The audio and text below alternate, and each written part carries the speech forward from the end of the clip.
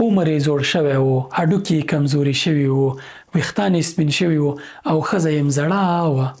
خو بیا هم له الله پاک نه ناهیله نه و او همیشه به یې دا دعا کوله چې فهب لی من لدنک ولیه، ای ربه ما ته یو نیک او صالح اولاد راکړه.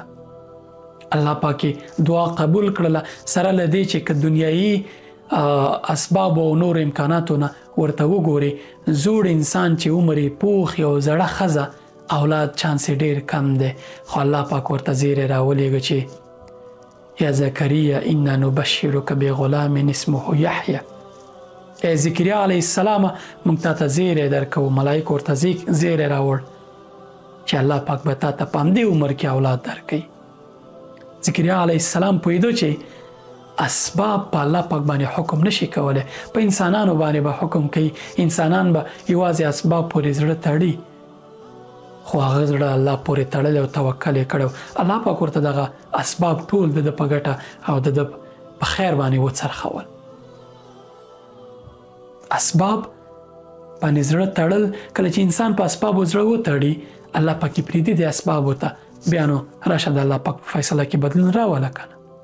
خو کله چې انسان په الله پاک پورې زړه وتړي او په هغه توکل کوي او پې ډاډه وي چې الله پاک هر څه امکانات د الله پاک په لاس کې دي، بیا دغه اسباب ورته الله پاک برابروي.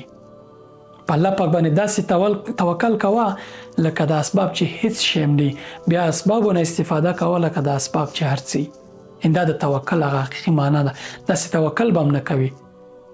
اعقلها وتوکل، اول دې دغه څاروي رسۍ وتړه په یوه ونه پورې یا څه پورې، بیا یې الله ته پرېږده چې ورک نشي.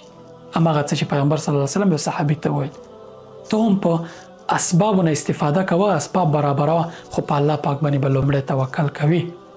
یوازې اسبابو پورې ځان مه تړه، یقین پې مه کوه، بیا د الله پاک اسبابو ته پرېږدي او بیا به ناهیلې او ناامیده کېږه. مه په الله پاک بدګمان مه کوه چې زکریا علیه السلام ته ورکوي تا ته اولاد درکوي، مریم علیه السلام ته په معجزه‌ایي ډول ورکوي، ابراهیم علیه السلام ته په لوړ عمر ورکوي. که ته اولاد نه لري، که ته یو بل مصیبت باندې اخته یې، هر څه چې وي د زکریا علیه السلام په شان په الله پاک مه ناهیله کېږه، لاس ورته پورته کوه، دعا ورته کوه، انشاءالله چې خیر زیری به در باندې کېږي. السلام علیکم.